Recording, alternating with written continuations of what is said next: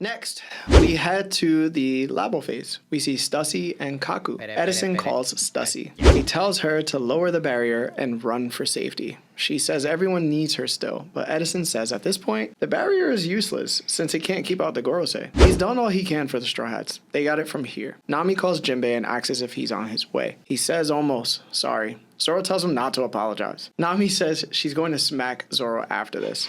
She wants them to hurry since ships are coming their way. 𝙬𝙬 is relieved she did all she could. She doesn't know what to do anymore. She doesn't know what to live for. We go to Bonnie, Sanji, and the Giants fighting Saint, Ethan, and Venus Juro. Ethan sees Bonnie and goes to cut her. Frankie clotheslines her to move out of the way of his attack. Ethan cuts the giant warrior pirate's ship. Bonnie says she can't hold her devil fruit form for too long. Vegapunk continues his broadcast. The Void Century came to a close with the defeat of Joy Boy, but not before leaving vast permanent scars of war across the face of the world. Ethan, upset with this broadcast, jumps into the air, readies his sword, and cuts through the entire egghead. He causes everyone to be shocked at its result. Vegapunk continues. The world is made up of a series of islands. Sailing between them is difficult, and many people never experience anything but their culture at home. But this shared understanding of the world does not seem necessarily apply to the world of 1,000 years ago, because a cataclysm occurred during the last century, causing the world to sink once before. We live on the pieces of a continent that existed long ago. The world of a millennium ago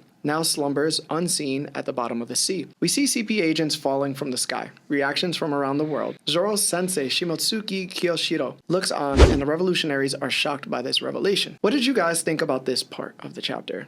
Starting with Law. To me, I was so confused by this. I kept saying bio response detected. You sound like a robot, like, you know, like bio response detected. I guessing he's sensing. Because the main thing we know that the 𝙏𝙗𝐻𝐸, even though they're dealing with this conflict with, like we saw with Saturn and the Straw Hats and now Venus with them, this is not their attention, their focus. Their main focus is trying to destroy whatever is transmitting Vegapunk's message. So in my mind, I'm thinking I guess he's detecting, because one translation said sense for life forms, but now this one says bio response detected. It sounds different than sensing life forms, because the other translation, I understood, oh, he's sensing for where he could find it. Because then also, too, we see him do that big cut towards the Lapo Stadium. That's where he's sensing. That's where he's trying to figure out, like, I'm getting tired of this. And that cut was huge.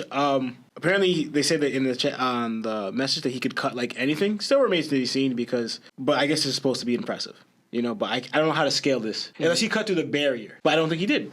You know, I don't think he cut through the barrier, because then it would be impressive, because the whole barrier that's like destroying. Then when they go through it, he's able to just cut through it. If that's what he did, then that makes it an even greater feat than I thought of. I want to get to this part. I thought it was interesting because going by what he's saying, he's talking about traveling to islands, but it didn't seem like that was the case for them whatever years ago. It made me think of them. We go and it shows a picture of them sunk to the bottom of the sea. If we're going off the ancient kingdom, right, and it talks about has all this advanced technology and what it has as power and all that stuff, but also because how you know it talked about it being a continent, not a country. It made me think of how massive the ancient kingdom must have been. What if the ancient kingdom was, obviously to me it had to be like the biggest piece of land in the One Piece world. But what if it was so big? Pause. that it covered the majority of the New World. Like, you know how there's a bunch of different islands? No, it was just like one giant island that covered like the majority of the New World. That's what I thought of it, what he was saying, because traveling, if that continent is that big, you have everything here in this one island. Everything, not islands are separated, all the islands are basically one island. You know, there's more I want to add on this to later on because we didn't get there yet. So I'm going to stop it there for now, but I'm expanding on a point I want to bring up later. All right, Seb? One, I thought the Nami Zoro thing was funny as hell, to me, a little bit. Like, I thought it was funny. He's like, don't apologize, Jinbei. She's like, shut up. The 𝙬𝙀 piece of it, it hurt my heart. You know what I mean? I mess with 𝙬𝙀, and she's out here like, without this dude, like, what do I live for? It's been this constant theme of this arc about like free will and like whether or not these clones are people and stuff. Like, we're dabbling into that a little bit, and 𝙬𝙀, I guess, will be the one that provides that real answer, or that clear, concise answer that Oda's going to provide. That's going to be her storyline going forward here. What that is, I don't know. I don't know what that will be exactly, or how he'll highlight it. Hopefully, she's just not stuck on Vegapunk like for the rest of her arc. I'd probably lean off of her for that one. I thought Bonnie kicking Sanji was funny. At least that's how I thought happened. I might be misreading that.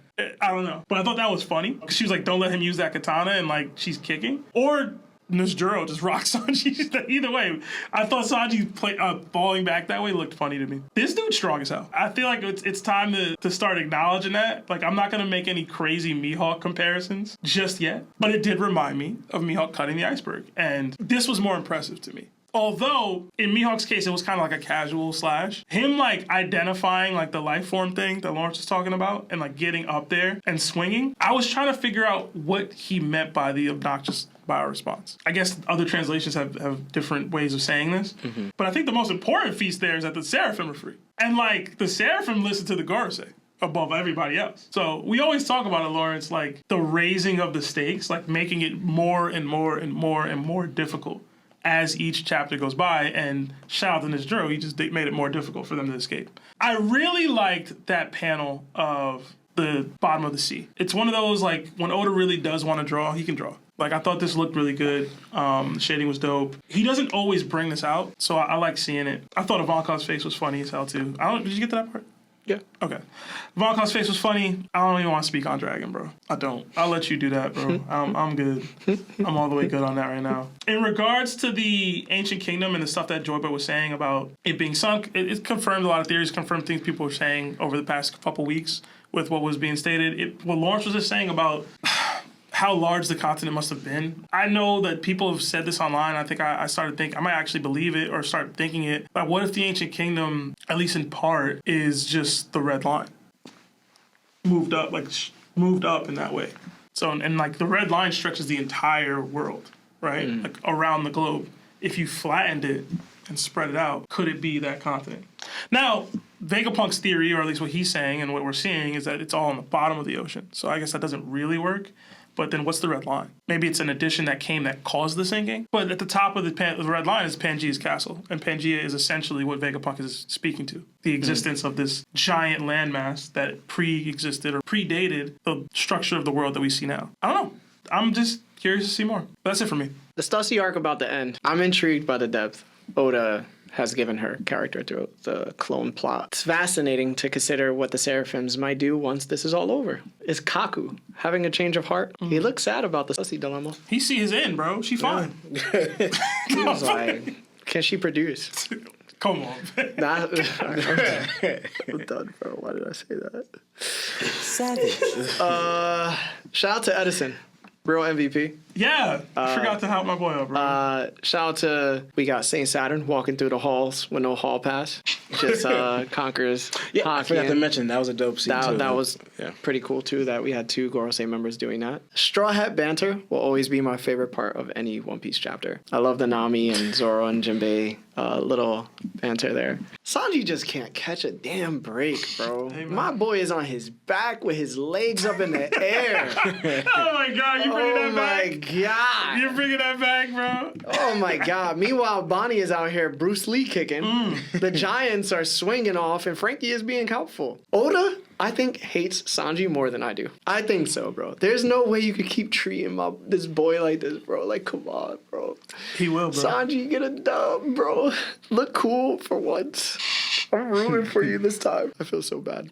The fact that... No, you don't. I don't. The fact that... No, I actually don't like that he's getting played so much this arc. I will say that. Like, I kind of hate it. I'm just used to it. He gotta have his highlight moment. But it's not just Sanji, though. Like, if you look at when he cut off the part of that ship, he's like trampling on the other giant. Yo, I don't care, yeah, bro. but that's a giant. This is Sanji, bro.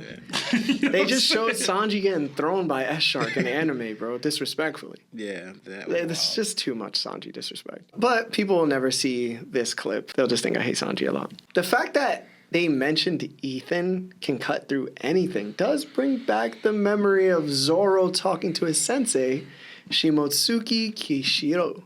In chapter 194, Kyoshiro told Zoro, the pinnacle of swordsmanship is the power to protect what one wishes to protect and cut what one wishes to cut. A blade that injures all it touches isn't a sword. Then in chapter 195, Zoro says he could feel the rocks, trees, the earth, and steel off of Mr. One breathing. Pause. I think the bubbles from Ethan are his swordsmanship's breathing. I think this is the bioresponse. I think it's its own breathing techniques. Or Like from Demon Slayer? could be, kind of. This is how he's able to cut everything. So whatever this bioresponse is, it is a different form of swordsmanship we haven't seen before. Shout out to Mihawk for once again not versing this person. Also, Oda putting Kiyoshiro in the chapter after that cut is fantastic. So I think there's a little bit of insinuation saying, hey, this is probably a breathing technique that swordsmen use. Oda saying that One Piece's world was much like ours. We once had a single continent called Pangaea. In One Piece, they had a single continent too. Our Pangaea broke apart due to earthquakes from the tectonic plates. In One Piece, it's because of artificial earthquakes created from weapons of mass destruction. I love this idea. Interesting side note, Imu resides in the castle at Marijoa called Pangaea Castle.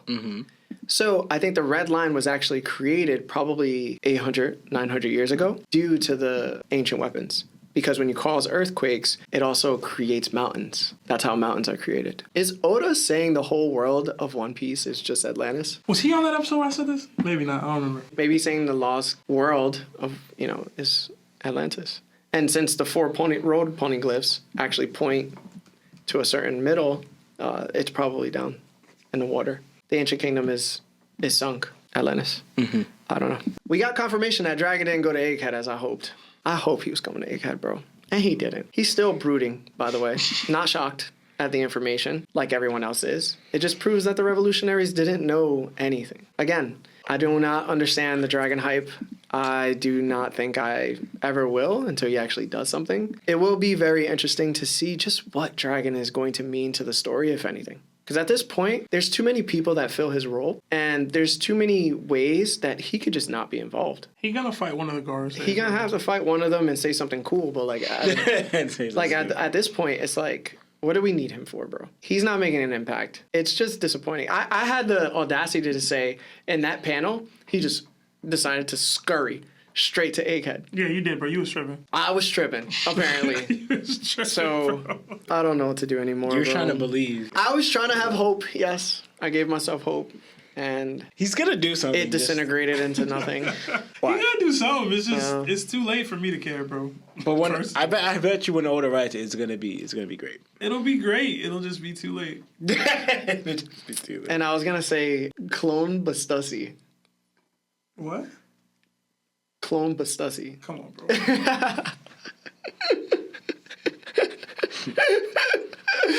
What's wrong with you, bro? Wasn't any Stussy cosplays at MomoCon? Yeah, That would've bro. been tough. Yeah.